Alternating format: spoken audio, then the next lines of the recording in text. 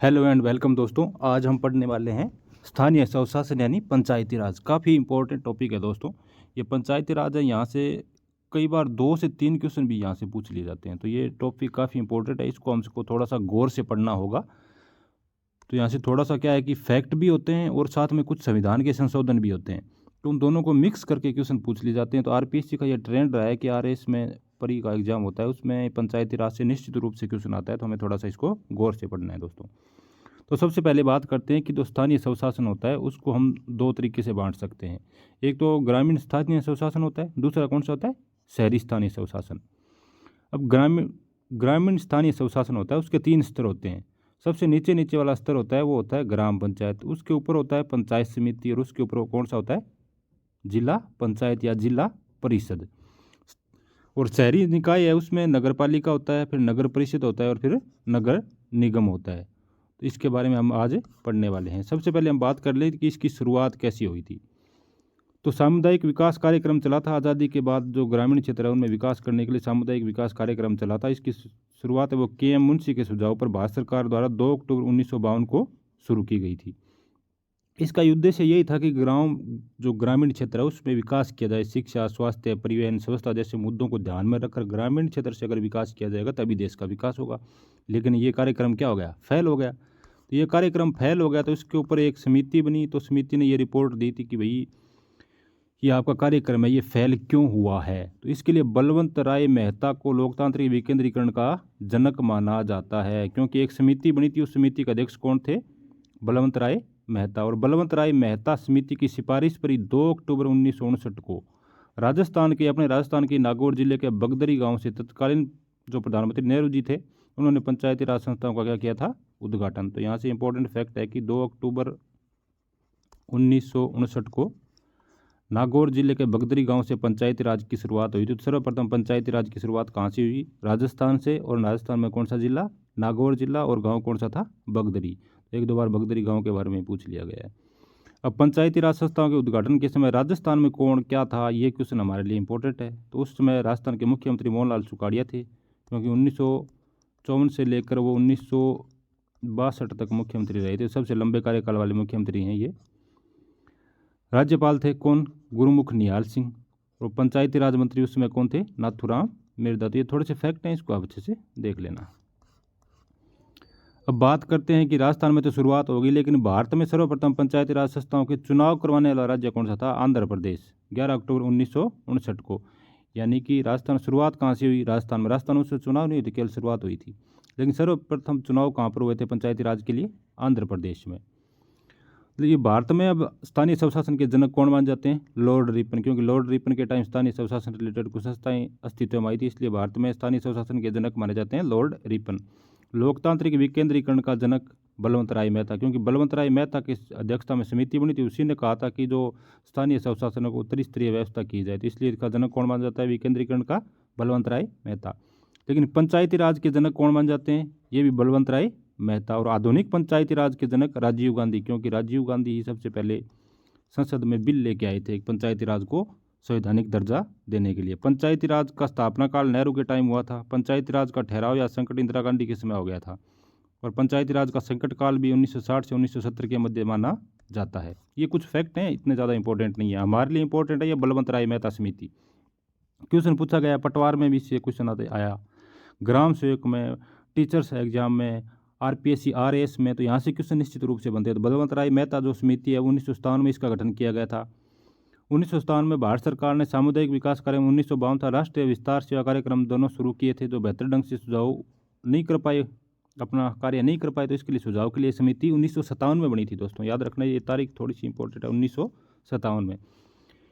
इससे ही त्रिस्तरीय पंचायती राज संस्थाओं का गठन हुआ था। और रिपोर्ट इसने 1957 में ही दे दी थी।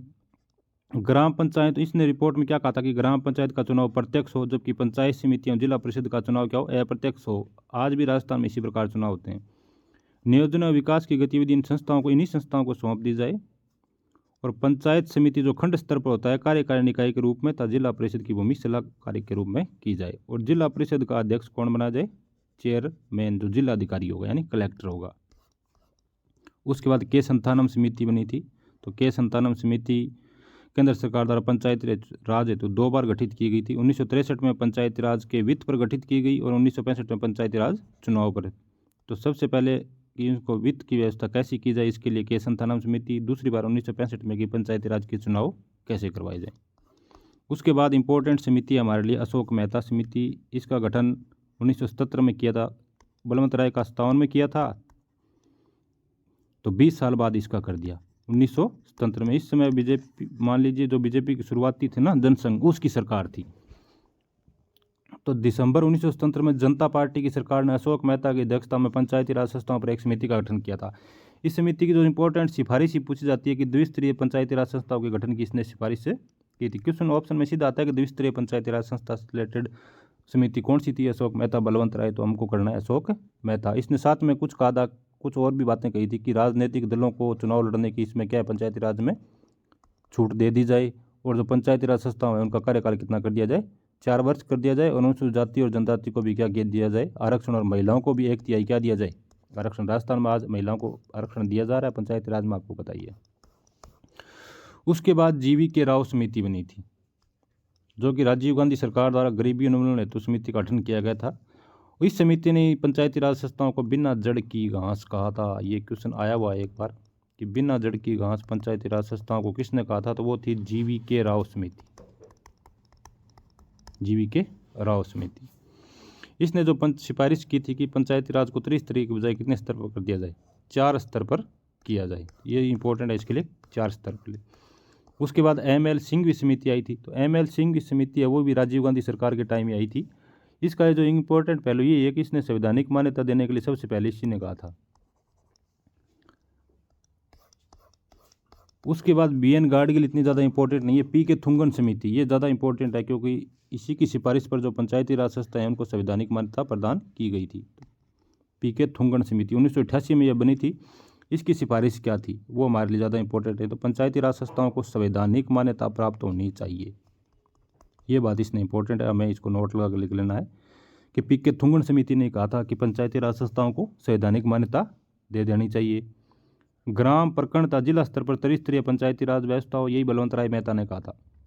इसने ये कहा था कि जिला परिषद को पंचायती राज व्यवस्था की धुरी होना चाहिए। इसे जिले में योजना निर्माण एवं विकास की एजेंसी के रूप में कार्य करना चाहिए, और जो पंचायत समिति होती है उसका कार्यकाल निश्चित किया जाए 5 वर्ष, और जिला परिषद का मुख्य पदाधिकारी जिले का कलेक्टर होना चाहिए। तो इसकी जो इंपॉर्टेंट सिफारिश है वो संवैधानिक मान्यता है, और ये कई बार पूछ लिया जाता है एग्जाम में। तो यहाँ पर नोट बना के थोड़ा सा समझा दिया गया कि सुझाव और उसकी समिति कौन थी। द्विस्तरीय पंचायती राज व्यवस्था का सुझाव किसने दिया था? अशोक मेहता समिति ने। त्रिस्तरीय पंचायती राज व्यवस्था का सुझाव किसने दिया था? बलवंत राय मेहता समिति ने। और 4 स्तरीय पंचायती राज व्यवस्था का जीवी के राव समिति ने। तो हमें ये याद रखना इंपॉर्टेंट फैक्ट है। चलिए आगे बढ़ते हैं।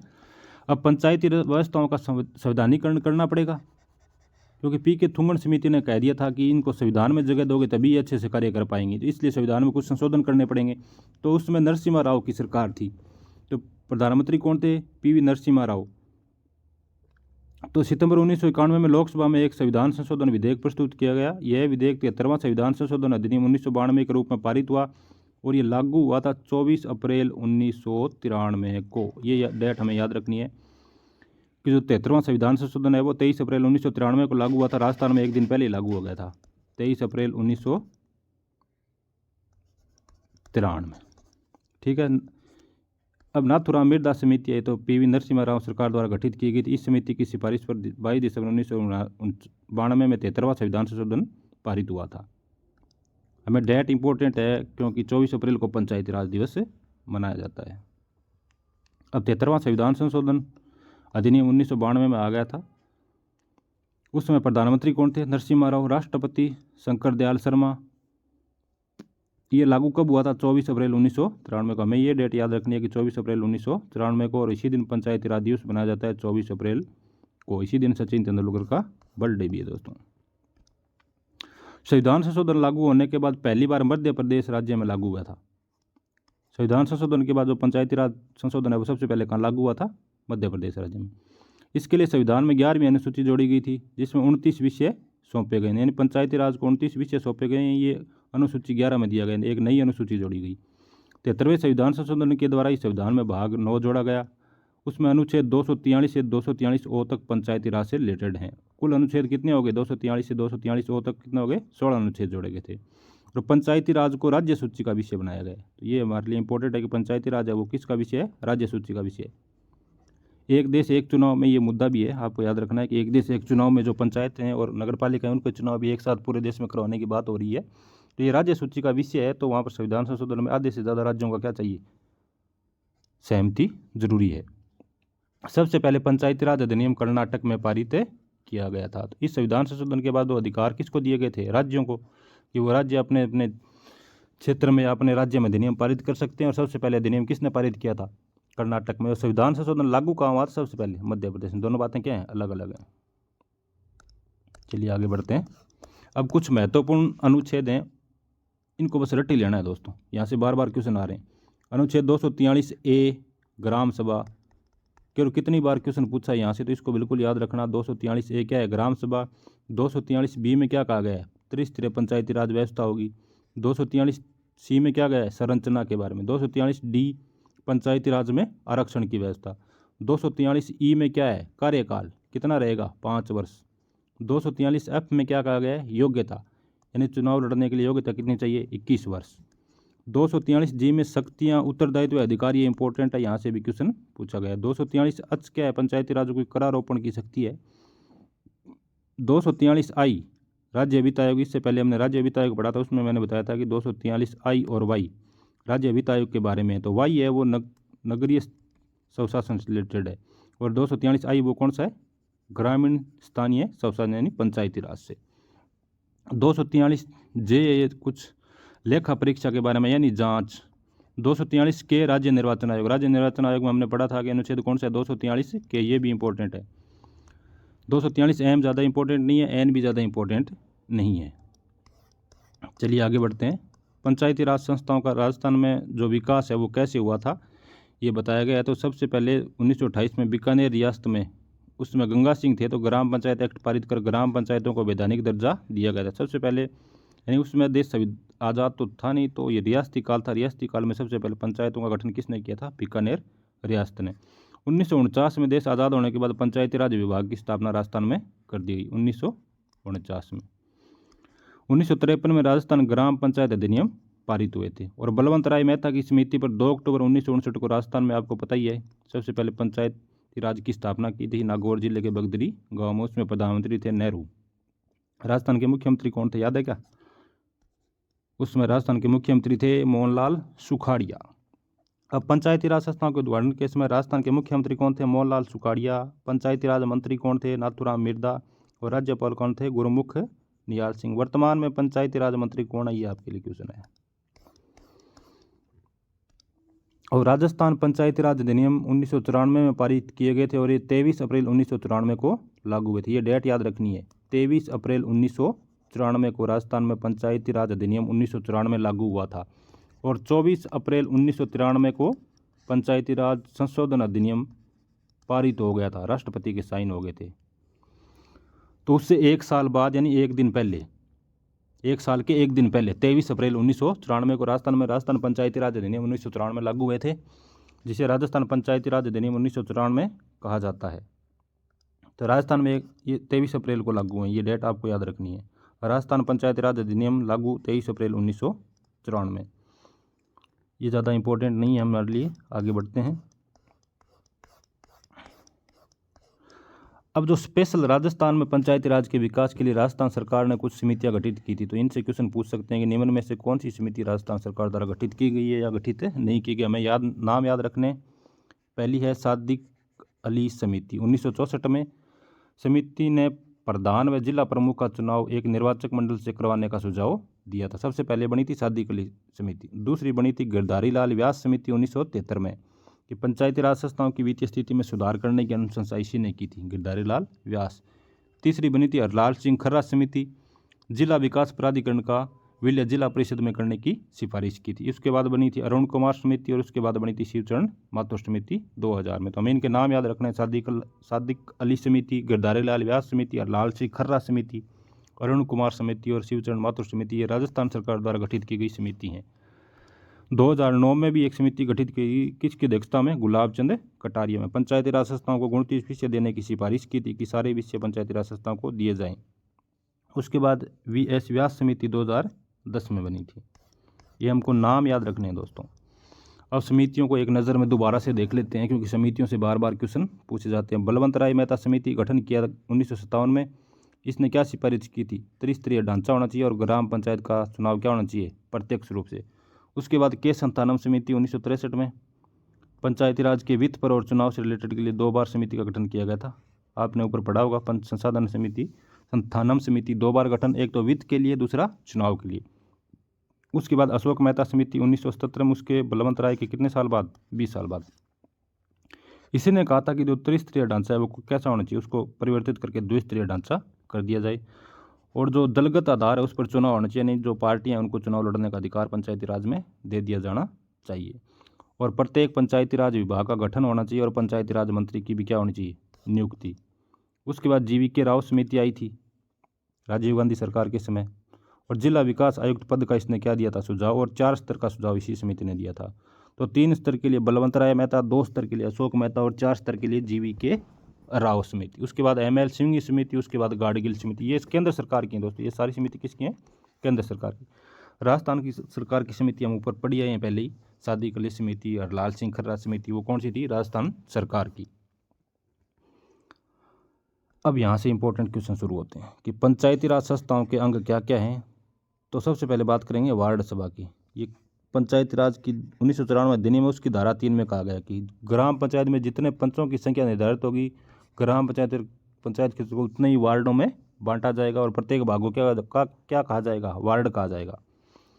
प्रत्येक वार्ड के पंजीकृत वयस्क मतदाताओं का समूह वार्ड सभा कहलाएगी। वार्ड सभा का अध्यक्ष वार्ड पंच ही होता है और वार्ड पंच की अनुपस्थिति में बहुमत से किसी भी सदस्य को निर्धारित कर सकते हैं। और वार्ड सभा की प्रत्येक वर्ष में 2 बैठकें होंगी, यानी 6 माह में एक होनी जरूरी है। कोरम होगा 10%, यानी 10% सदस्य उपस्थित हैं तभी उसके बाद बैठक हो सकती है। अब बात करते हैं दोस्तों ग्राम सभा के बारे में। यहाँ से बार बार क्वेश्चन पूछे जाते हैं। ग्राम सभा, तो इसका अनुच्छेद 243A है, कई बार पूछा है तो इसको याद रखना है। ग्राम सभा अनुच्छेद 243A। और पंचायती राज, राजस्थान पंचायती राज अधिनियम 1994 की धारा 8A के तहत इसका गठन किया गया है। ग्राम स्वराज की मूल इकाई है, संवैधानिक सभा है, यानी इसको क्या कहा गया है? संवैधानिक सभा। और इसका अनुच्छेद क्या है? 243A। इस ग्राम सभा में सदस्य कौन होते हैं? तो सदस्य उस ग्राम पंचायत के सभी पंजीकृत वयस्क मतदाता, यानी कि ये ग्राम पंचायत है तो इसके अंदर जो पंजीकृत वयस्क मतदाता हैं वही होंगे, सारे व्यक्ति नहीं होंगे। जो वोटर लिस्ट में नाम है वही होंगे, यानी 18 वर्ष से ऊपर के सभी व्यक्ति जिस पंचायत में ये बनी है वो ग्राम सभा के क्या होंगे? सदस्य। ग्राम सभा की बैठकों की अध्यक्षता सरपंच करता है। ये भी क्वेश्चन आया है कि ग्राम सभा की बैठकों की अध्यक्षता कौन करता है? तो कौन करता है? सरपंच। सरपंच नहीं है तो कौन करेगा? उप सरपंच। दोनों ही नहीं है तो ग्राम सभा कोई व्यक्ति को नामित करेगी। अब ग्राम सभा की बैठक की गणपूर्ति वही 10% होनी चाहिए, यानी 1/10। और 73वें संविधान में कहा गया कि इसकी प्रत्येक वर्ष 2 बैठक अनिवार्य है, लेकिन राजस्थान में कितनी है? 4। एक तो 26 जनवरी और 15 अगस्त को तो होनी चाहिए। राजस्थान में 1 मई और 2 अक्टूबर को भी 2 बैठकों का निर्धारण किया गया। तो राजस्थान में कितनी बैठकें होती हैं? राजस्थान में 4 बैठकें होती हैं। विशेष ग्राम सभा का भी गठन किया जा सकता है। ग्राम सभा के 10% सदस्य या 15 दिन का नोटिस देकर विशेष ग्राम सभा का आयोजन करवा सकते हैं। संयुक्त ग्राम सभा का कोई जिक्र इस संविधान अनुच्छेद में कहीं नहीं है, तो विशेष ग्राम सभा का है, संयुक्त ग्राम सभा का नहीं है। अब ग्राम सभा के कार्य क्या हैं? तो ग्राम पंचायत के द्वारा किए गए पिछले वर्षों के कार्यों की जांच या समीक्षा करना, यानी ग्राम पंचायत ने जो भी कार्य किए हैं पिछले वर्षों में उनकी जांच करना या उनकी समीक्षा करना। ग्राम पंचायत द्वारा आगामी वर्षों के लिए जो भी योजना बनाई जाती है उसकी रूपरेखा तैयार करना। ग्राम सभा की बैठकों में सभी सामाजिक समुदायों की भागीदारी निश्चित करना। 2009 में मनरेगा के तहत किए जाने वाले कार्यों की जांच भी ग्राम सभा को दे दी गई है। तो मनरेगा के तहत जो कार्य होते हैं उनकी जांच कौन करता है? ग्राम सभा, ना कि ग्राम पंचायत। कौन करता है? ग्राम सभा। और 2 अक्टूबर 2009 को भीलवाड़ा भारत का पहला जिला बनाया जहां मनरेगा के कार्यों का सामाजिक अंकेक्षण किया गया।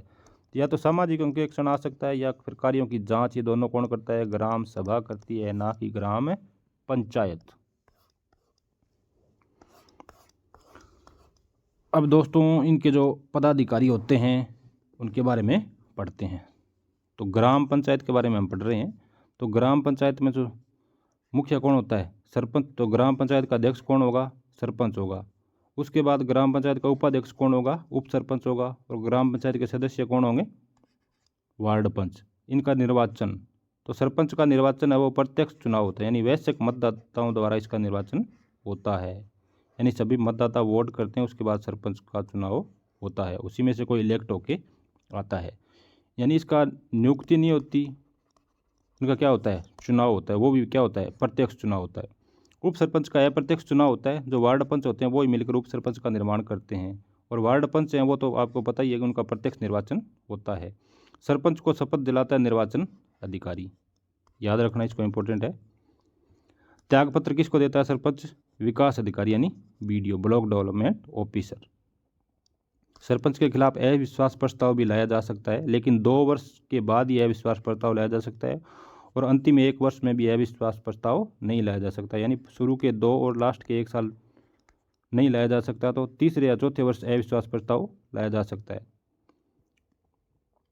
कुल 2 बार ही लाया जा सकता है, तो ये आपको पता ही है कि या तो तीसरी साल लाएंगे या चौथी साल, तो 2 बार अविश्वास प्रस्ताव लाया जा सकता है।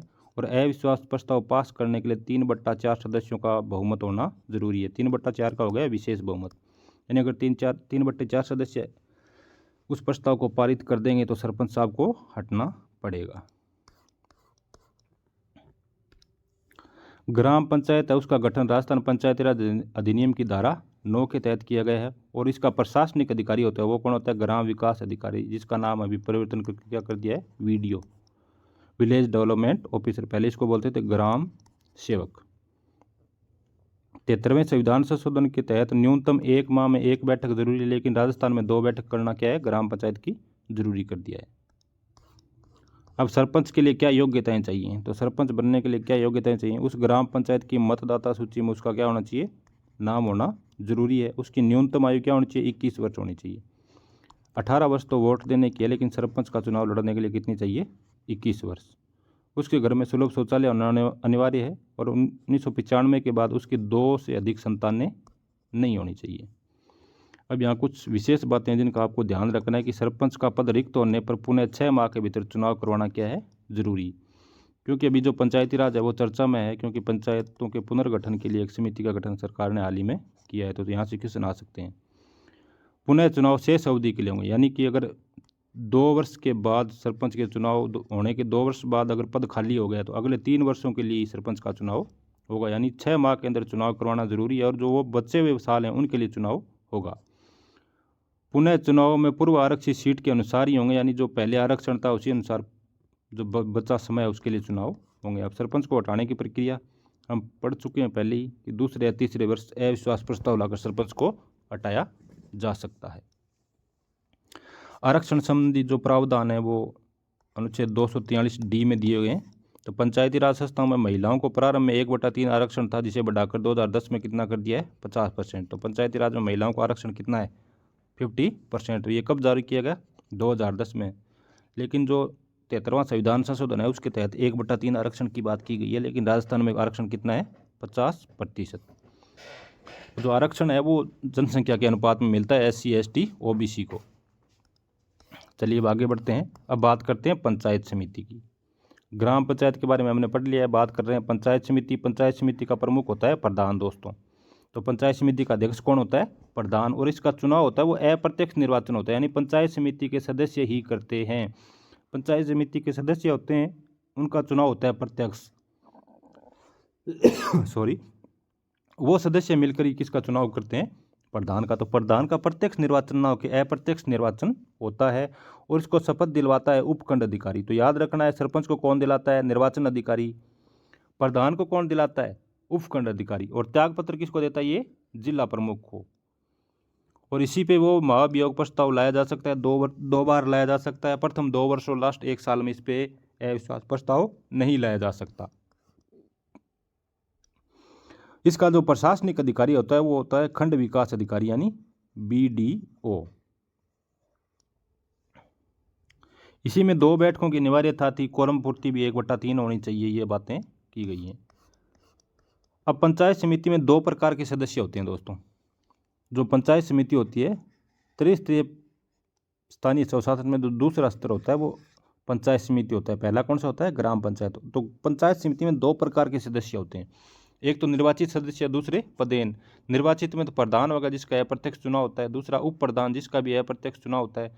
और पंचायत समिति के सदस्य होते हैं, इनका चुनाव क्या होता है? प्रत्यक्ष होता है। नोट, जिला कलेक्टर पंचायत समिति का सदस्य नहीं होता है। तो ये ऑप्शन में दे सकते हैं कि पंचायत समिति का सदस्य जिला कलेक्टर होता है, कहीं ऑप्शन में हो तो उसको क्या कर देना? इनकरेक्ट। पदेन सदस्य ग्राम पंचायतों के सरपंच होते हैं, वो पदेन माने जाते हैं। उस क्षेत्र का जो एमएलए है वो उसका पदेन सदस्य होता है। और उस लोकसभा के जो सांसद होते हैं वो भी उनका मतदाता सूची में नाम होना चाहिए, वो इसके क्या हो सकते हैं? पदेन सदस्य। नोट, पदेन सदस्य बैठकों में भाग ले सकते हैं लेकिन मत का प्रयोग नहीं कर सकते, यानी कोई बैठक हुई है उसमें वोट नहीं कर सकते पदेन सदस्य, केवल निर्वाचित सदस्य ही वोट कर सकते हैं। इसी के लिए जो सरपंच पंचायत समिति के सदस्यों की योग्यता क्या होनी चाहिए? तो वही है कि मतदाता सूची में उनका भी नाम होना चाहिए, उनकी भी आयु क्या होनी चाहिए? 21 वर्ष होना चाहिए, उनके घर में भी शौचालय होना चाहिए और उसकी भी 95 के बाद 2 संतानें नहीं होनी चाहिए। इसी में भी महिलाओं को आरक्षण 1/3 था, राजस्थान सरकार में कितना कर दिया है? 50%। अब बात करते हैं जिला परिषद की। तो जिला परिषद का प्रमुख होता है, जिला प्रमुख का होता है जिला परिषद का अध्यक्ष। इसका चुनाव भी अप्रत्यक्ष निर्वाचन द्वारा होता है, क्योंकि जिला परिषद के जो सदस्य नियुक्त किए जाते हैं वो इसका क्या करते हैं? चुनाव करते हैं।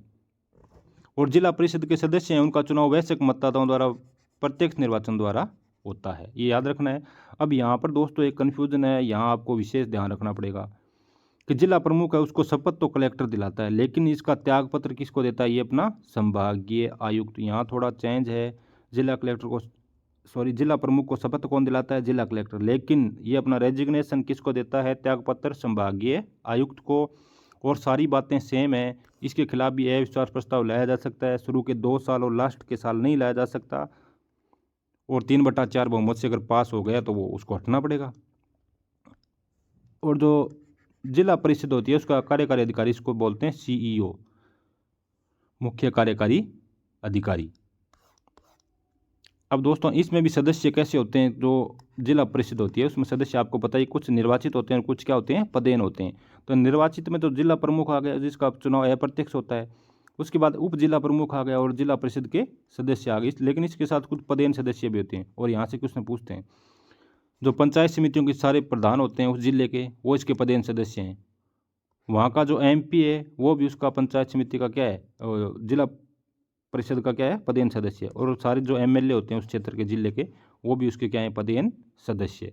वही बात है कि पदेन सदस्य बैठकों में तो भाग ले सकते हैं, अपने सुझाव दे सकते हैं, लेकिन वो मत का प्रयोग नहीं कर सकते। जिला परिषद के लिए क्या योग्यताएं चाहिए? तो उस जिले की ग्रामीण मतदाता सूची में उसका क्या होना चाहिए? नाम होना चाहिए, उसकी आयु भी 21 वर्ष होनी चाहिए, उसके घर में भी सुलभ शौचालय होना चाहिए और 1995 के बाद 2 से अधिक संतानें नहीं होनी चाहिए। और आरक्षण का भी सेम पैटर्न है, पहले 33% था, राजस्थान सरकार ने 2010 से बढ़ाकर कितना कर दिया है? 50%। आरक्षण होगा वो जनसंख्या के आधार पर होगा। अब तुलनात्मक अध्ययन कर लेते हैं कि ग्राम पंचायत का अध्यक्ष कौन होगा? सरपंच। पंचायत समिति का अध्यक्ष कौन होगा? प्रधान। और जिला परिषद का अध्यक्ष कौन होगा? जिला प्रमुख। उपाध्यक्ष इसका उप सरपंच होता है, इसका उप प्रधान होता है और उसका उप जिला प्रमुख होता है। इसके सदस्य कौन होते हैं? ग्राम पंचायत के वार्ड पंच। पंचायत समिति के सदस्य कौन होंगे? निर्वाचित व पदेन सदस्य। 2 होते हैं ना, निर्वाचित और पदेन, तो वो दोनों होंगे। और जिला परिषद में भी निर्वाचित और पदेन। अब इसका प्रशासनिक अधिकारी कौन होता है? ग्राम पंचायत का वीडीओ, पंचायत समिति का बीडीओ और जिला प्रमुख का सीईओ। चलिए यहाँ ये ज़्यादा इंपॉर्टेंट नहीं है। अब राजस्थान में अभी तक जो पंचायतें हैं उसके आधार पर ये डाटा है, तो ये डाटा अपडेट होता रहता है, लेकिन थोड़ा सा याद रखना कि राजस्थान में जो ग्राम पंचायतें हैं वो 11,208 हैं, पंचायत समितियाँ वो 365 हैं और जिला परिषद कितनी है? 33। जितने, क्योंकि पहले 33 जिले थे तो जिला परिषद कितनी थी? 33। लेकिन यहाँ पर एक करंट का क्वेश्चन है दोस्तों कि अभी जो पंचायत है उनके पुनर्गठन के लिए पंचायती राज मंत्री मदन दिलावर की अध्यक्षता में एक समिति का गठन किया गया है। तो वो समिति अब डिसाइड करेगी कि कितने ग्राम पंचायतें होंगी, कितने जिला प्रमुख होंगे, तो उसी समिति के आधार पर ये डाटा चेंज होने वाला है। जो सरपंच है दोस्तों वो अपना त्यागपत्र किसको देता है? बीडीओ को देता है, ना कि वीडीओ को। तो यहाँ भी एक थोड़ा सा कन्फ्यूजन है। तो सरपंच हो गया, उप सरपंच, वार्ड पंच, ये सारे अपना जो त्यागपत्र है वो बीडीओ को देते हैं, लेकिन इनकी नियुक्त शपथ कौन दिलाता है? शपथ निर्वाचन अधिकारी दिलाता है, लेकिन त्यागपत्र किसको देते हैं? बीडीओ को, ना कि वीडीओ को नहीं देते। और जो पंचायत समिति के सदस्य होते हैं उनको शपथ दिलाता है उसी का निर्वाचन अधिकारी, लेकिन ये अपना रेजिग्नेशन किसको देते हैं?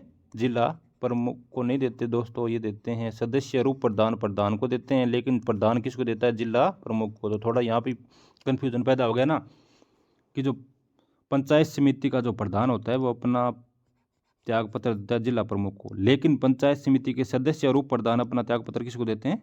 प्रधान को। और जो जिला परिषद होती है ये अपना जिला प्रमुख किसको त्यागपत्र देता है? संभागीय आयुक्त को, लेकिन सदस्य रूप जिला है वो जिला प्रमुख को ही देते हैं। तो याद रखना, जो सदस्य होते हैं वो किसको देंगे? उसके अध्यक्ष को, लेकिन वो अध्यक्ष कौन होगा? जिला प्रमुख। जिला प्रमुख किसको देगा? संभागीय आयुक्त को, ना कि कलेक्टर को दोस्तों, ठीक है ना। शपथ तो कलेक्टर दिलाता है, लेकिन यहाँ पर जो त्यागपत्र है वो संभागीय आयुक्त को दिया जाता है। यहाँ से क्वेश्चन पूछा गया है तो थोड़ा सा ध्यान से इसको देखना। अब दोस्तों पंचायती राज से संबंधित कुछ महत्वपूर्ण अनुच्छेद हैं, उसके बारे में हम पढ़ने वाले हैं। चलिए दोस्तों अब जान लेते हैं जो महत्वपूर्ण अनुच्छेद हैं उनके बारे में। तो चलिए, ये अनुच्छेद ज़्यादा इंपॉर्टेंट है दोस्तों, क्योंकि क्वेश्चन यहाँ से कई बार पूछे गए हैं। तो 243A का मैं काफ़ी बार जिक्र कर रहा हूँ, क्योंकि यहाँ से बार बार क्वेश्चन पूछे गए हैं। 243A में ग्राम सभा का जिक्र किया गया, यानी ग्राम सभा का गठन है वो 243A में किया गया है। ग्राम सभा क्या कर सकती है? अनुच्छेद के तहत प्रत्येक ग्राम पंचायत क्षेत्र के ग्राम सभा होगी जिसके सदस्य उस पंचायत समिति की परिधि में आने वाले सभी पंजीकृत मतदाता होंगे। यानी ग्राम सभा है उसके सदस्य कौन होंगे? उस ग्राम सभा के, उस ग्राम पंचायत के अंदर आने वाले सभी पंजीकृत मतदाता होंगे। तो यहाँ सारे सदस्य नहीं होंगे दोस्तों, जिनका वोट नहीं बना है वो इसके सदस्य नहीं होंगे, केवल पंजीकृत मतदाता ही होंगे। ये बात एक बार पटवारी एग्जाम में पूछ ली गई है। 243B में पंचायतों का गठन की बात की गई है। गठन 3 स्तर पे होगा, ग्राम स्तर पर ग्राम पंचायत, खंड स्तर पर पंचायत समिति और जिला स्तर पर जिला परिषद। 243C ये भी काफ़ी इंपॉर्टेंट है। 243C में सदस्यों का चुनाव कैसे किया जाएगा ये हमने पढ़ लिया है कि सरपंच का चुनाव होता है वो प्रत्यक्ष होता है, और बाकी जो प्रधान होता है जिला प्रमुख होता है उसका चुनाव अप्रत्यक्ष रूप से होता है। 243D में दोस्तों आरक्षण की बात की गई है। डी यानी 2, क्या 2? आरक्षण। तो ऐसे याद रख सकते हो, सीटों का आरक्षण। तो आपको पता ही है कि जो इस संविधान संशोधन 1973 में आया था, 73वां संविधान संशोधन 1993 में दोस्तों, सॉरी 73वां। तो इसमें जो आरक्षण है वो 1/3 महिलाओं को आरक्षण दिया गया था, लेकिन महिलाओं का 2010 में बढ़ाकर राजस्थान में कितना कर दिया है? 50%। और जो भी आरक्षण है वो SC ST को तो इस संविधान संशोधन के तहत दिया गया, लेकिन OBC का सरकारों पे छोड़ा गया। तो राजस्थान में SC ST OBC तीनों को प्रदान कर दिया गया। तो ये बात हमको ध्यान में रखनी है।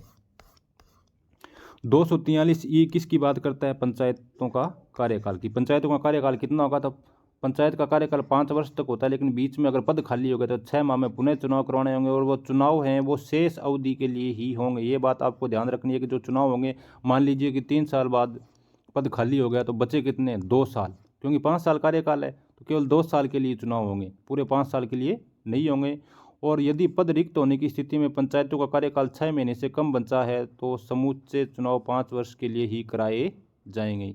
यानी 6 साल ही बच्चे हैं और पद खाली हो गया तो फिर चुनाव किसके लिए होंगे? पूरे 5 साल के लिए, यानी नेक्स्ट चुनाव घोषित कर दिए जाएंगे। जो अनुच्छेद 243 अप है इसमें सदस्यों की योग्यताओं का जिक्र किया गया है। तो सदस्यों की योग्यता यानी 21 वर्ष होनी चाहिए, उसकी उम्र क्या होनी चाहिए? 21 वर्ष, और उसका जो वोट है वो उसी पंचायत समिति में होना चाहिए, यानी उसी पंचायत समिति के अंदर वो पंजीकृत मतदाता होना चाहिए। 243G में दोस्तों पंचायतों की शक्तियाँ, अपराधिकारों और दायित्व बताए गए। ये इंपॉर्टेंट है कि पंचायतों को 29 विषय सौंपे गए। 73वें संविधान संशोधन में कितने विषय सौंपे गए? 29। उसके लिए अनुसूची कौन सी है? 11। लेकिन राजस्थान में अभी तक 23 विषय ही सौंपे गए हैं। 243 में पंचायतों के करारोपण की शक्ति के बारे में बताया गया है। 243I में राज्य वित्त आयोग के गठन के बारे में बताया गया। ये हमने राज्य वित्त आयोग में भी पढ़ा है, 243I और 243Y के बारे में। पंचायती राज संस्थाओं की वित्तीय स्थिति में सुधार करने के लिए हर 5 वर्ष में वित्त आयोग का गठन किया जाता है, और इसका अनुच्छेद कौन सा है? 243I। वर्तमान में राज्य वित्त आयोग के अध्यक्ष कौन है? ये आपके लिए एक क्वेश्चन है, आप कमेंट करके बता सकते हैं, क्योंकि आपने ताज़ा अभी पढ़ा है। 243 के निर्वाचन आयोग की बात करता है कि राज्य निर्वाचन आयोग का गठन 243 के तहत किया जाता है। राज्य निर्वाचन आयोग है वो केवल पंचायती राज और नगरीय स्थानीय स्वशासन है, यानी पंचायती राज और शहरी स्वशासन, शहरी निकाय उनके चुनाव करवाता है। और राज्य निर्वाचन आयुक्त की नियुक्ति राज्यपाल द्वारा की जाती है। ये हमने राज्य निर्वाचन आयोग में पढ़ लिया है। 243 एल ज़्यादा इंपॉर्टेंट नहीं है, एम भी ज़्यादा इंपॉर्टेंट नहीं है, ओ भी ज़्यादा इंपॉर्टेंट नहीं है। लेकिन अब एक इंपॉर्टेंट बात यहाँ पर आती है, अनुच्छेद 243 जेड डी। 243 जेड डी में एक बात कही गई है, ये बिल्कुल आपको याद रखना है। जिला योजना समिति भारतीय संविधान के अनुच्छेद 243 जेड टी के तहत राज्य में प्रत्येक जिला स्तर पर जिले में पंचायत समिति और नगर पालिकाओं द्वारा तैयार की गई योजना के समेकन करने और संपूर्ण जिले में एक विकास योजना तैयार करने के लिए एक जिला आयोजना समिति का गठन किया जाएगा।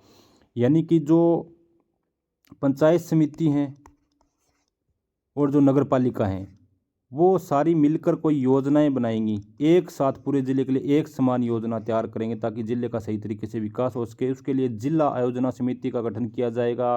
उसका अनुच्छेद 243 डी जेड डी में जिक्र है, तो ये अनुच्छेद याद रखना।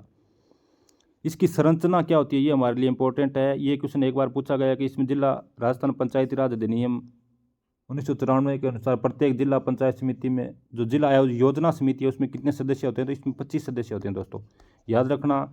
जेड डी इसका अनुच्छेद है 243 जेड डी। जिला आयोजना या योजना समिति सदस्य होते हैं 25। वो 25 सदस्य कौन से हैं वो हमारे लिए इंपॉर्टेंट है। तो दोस्तों जो 20 सदस्य होते हैं वो तो निर्वाचित होंगे। इस 20 में कौन होंगे, ग्रामीण क्षेत्र या शहरी क्षेत्र की जनसंख्या के अनुपात में जिला परिषद या नगरीय निकायों के सदस्यों को निर्वाचित करेंगी। लेकिन 3 पदेन सदस्य होते हैं, यहाँ से क्वेश्चन पूछा गया 3 पदेन में कौन सा होता है, जिला कलेक्टर इस समिति का पदेन सदस्य होता है। जिला आयोजना समिति का पदेन सदस्य जिला कलेक्टर होता है। एक मुख्य कार्यकारी अधिकारी सीओ होता है और इसके अतिरिक्त एक मुख्य कार्यकारी अधिकारी एसीओ होता है। और 2 मनोनीत सदस्य होते हैं जो एमपी या एमएलए में से राज्य सरकार द्वारा चुने जाते हैं। ठीक है दोस्तों, इंपॉर्टेंट समिति है, इसको याद रखना है। चलिए अब आगे बढ़ते हैं। ये दोस्तों पेशा एक्ट है ना, यहाँ से क्वेश्चन आया था। पेशा अधिनियम, पेशा का मतलब है extension to schedule area, panchayat extension to schedule area. ये 1996 में लागू किया गया था और ये भूरिया समिति बनी थी, उसकी सिफारिश पर लागू किया गया था। तो दिलीप सिंह भूरिया की अध्यक्षता में गठित भूरिया समिति की सिफारिश पर अनुसूचित जनजाति क्षेत्रों में पंचायती राज व्यवस्था का विस्तार किया गया था। यानी कि जो अनुसूचित जनजाति है उसकी उनकी अलग विशेष पहचान होती है। वहाँ पर जो नॉर्मल पंचायत होती है उनकी तरफ चुनाव नहीं करवा सकते, ना उसकी तरह कार्य कर सकते। तो उसके लिए एक विशेष समिति दिलीप सिंह भूरिया की अध्यक्षता में बनी और उसने कहा कि अनुसूचित जनजाति जो एरिया हैं उनमें पंचायत का विस्तार कैसे किया जाएगा, इसका डिटेल्ड रिपोर्ट इस समिति ने दी थी। उस समय राष्ट्रपति KR नारायण थे और ये रिपोर्ट 24 दिसंबर 1996 को लागू हो गई थी। पेशा अधिनियम में दोस्तों वो संविधान की 5वीं अनुसूचित जनजाति क्षेत्र की बात करता है ना, उसके तहत 10 राज्यों में पंचायती राज के विस्तार पर लागू किया है। वो 10 राज्य जहाँ पर अनुसूचित जनजाति रहती है उसमें राजस्थान भी शामिल है। और पेशा अधिनियम संशोधित होकर कब लगे थे, 2011 में इनमें संशोधन किया गया था। 1996 में ये प्रथम बार लागू हो गए थे। तो पेशा एक्ट है वो राज्य के 8 जिलों में लागू है दोस्तों। पूर्ण रूप से लागू है डूंगरपुर, बांसवाड़ा और प्रतापगढ़, क्योंकि जनजातियाँ वो मेनली इसी एरिया में रहती हैं दक्षिणी राजस्थान में। डूंगरपुर, बांसवाड़ा और प्रतापगढ़ में ये सारा एरिया पेशा के तहत है।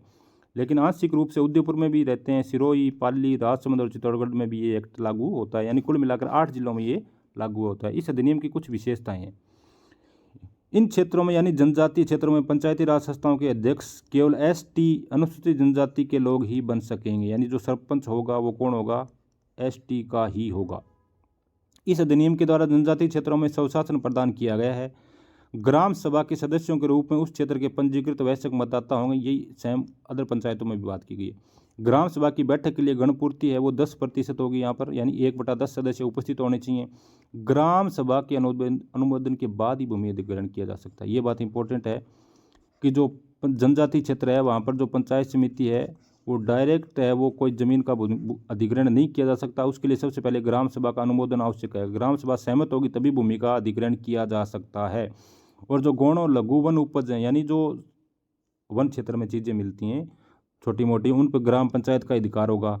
उधार देने पर भी ग्राम पंचायत का नियंत्रण होगा। और ग्राम सभा के 20 सदस्यों का चयन करके शांति समिति का गठन किया जाएगा। यानी इसके तहत शांति समिति के गठन का प्रावधान किया गया जिसमें ग्राम सभा के 20 सदस्य शामिल होंगे। और शांति समिति में 33% महिलाएं होना अनिवार्य है। और उसमें 50% अनुसूचित जनजाति की होनी चाहिए। तो ये कुछ छूट दी गई दोस्तों जो पेशा अधिनियम है उसके तहत। अब बात करते हैं दोस्तों ग्राम सेवक के बारे में। एक बार ग्राम सेवक के बारे में भी क्वेश्चन आ गया था, ग्राम सेवक की नियुक्ति किस प्रकार की जाती है, इसका नाम चेंज कब किया गया था। तो ग्राम सेवक का कहलाता है ग्राम विकास अधिकारी, VDO, विलेज डेवलपमेंट ऑफिसर। तो सबसे पहले जो गिरधारी लाल व्यास समिति थी 1973 में गठित की गई थी, तो उसने कहा था कि प्रत्येक ग्राम पंचायत में ग्राम सेवक की नियुक्ति की जाए। तो सबसे पहले नियुक्ति गिरधारी लाल व्यास समिति थी 1973 में। राजस्थान पंचायती राज अधिनियम 1994 की धारा 89, ये याद रखना, धारा 89 को संशोधित कर ग्राम सेवक के स्थान पर ग्राम विकास अधिकारी को प्रतिस्थापित किया गया है।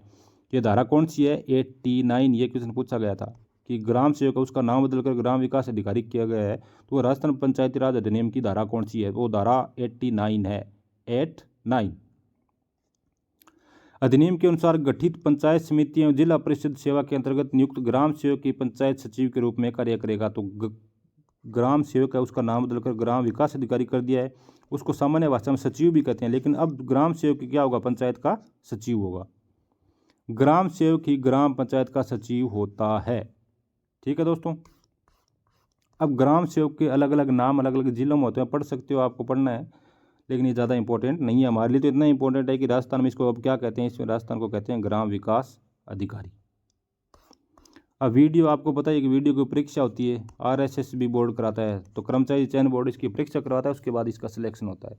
अब ग्राम विकास अधिकारी के कार्य क्या होते हैं?